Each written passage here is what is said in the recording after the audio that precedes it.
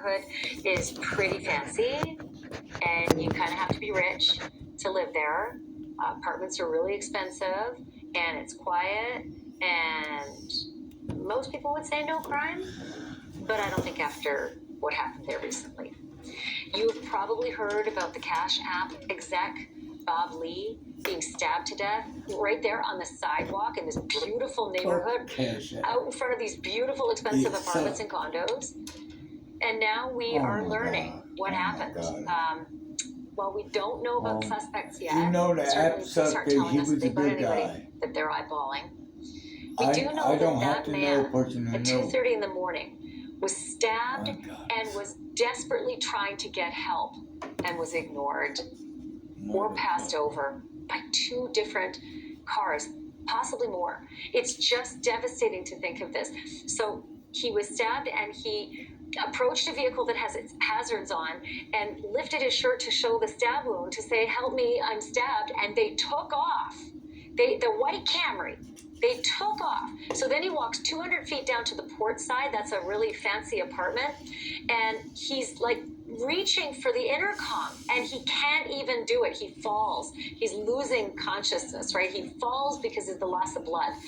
And out in front of that apartment, he's on the ground, like on his phone. He's trying to call 911. He gets through to 911 at 2:34 in the morning, 4 minutes after that car had driven by, like left him, and gets that 911 call. 6 minutes later, they find him. He's unconscious, and he ended up dying.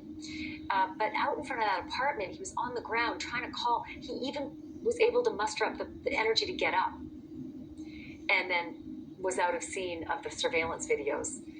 But a car just passed right by. He was waving the car, "Help me," and the car just kept going. It is just devastating. Just devastating to think about what happened. It's also really freakish, and a lot of people are seizing on it politically to say San Francisco's a mess, there's so much crime, and this murder is a really good example. You know, I'm not going to politicize this tonight. I just want to get to the bottom of it. And Caitlin Becker has been working this story. She's the senior reporter for thedailymail.com. Caitlin, first of all, I'm going to draw people to the Daily Mail because you've got some amazing surveillance video on your website about what happened out in front of that apartment building.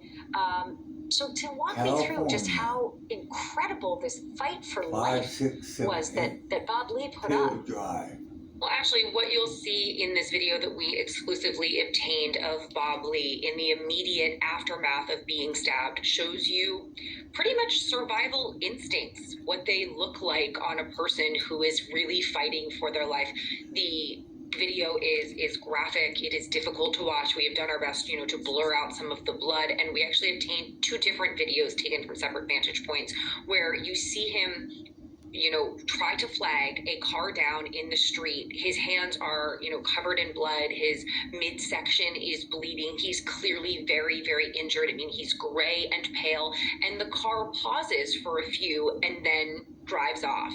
And then you see him walk across the street, get to the outside of the Portsmouth apartment building, which is a luxury high-rise. Apartments are for sale, 2 bedrooms, something like over $1.175 million for one of these buildings. For one of these apartments. It's a very high-end building. He gets to the front, and you can see him from the vantage point of inside the lobby of the building. There isn't anyone in there. The reception desk is empty. There isn't, a doorman, even though the building purportedly has 24-hour security. I'm not sure where that security was in the moment. You see him reach out for the call box, presumably to maybe get someone's attention, and then collapse. He's on the ground using his phone, calling 911 because we know that 911 call came in from him around that time. And then you see another car drive by, and you see a man who had collapsed because he could not stand on his own 2 feet, muster the energy to fly up with his hand and chase after this car for help, and the car didn't stop.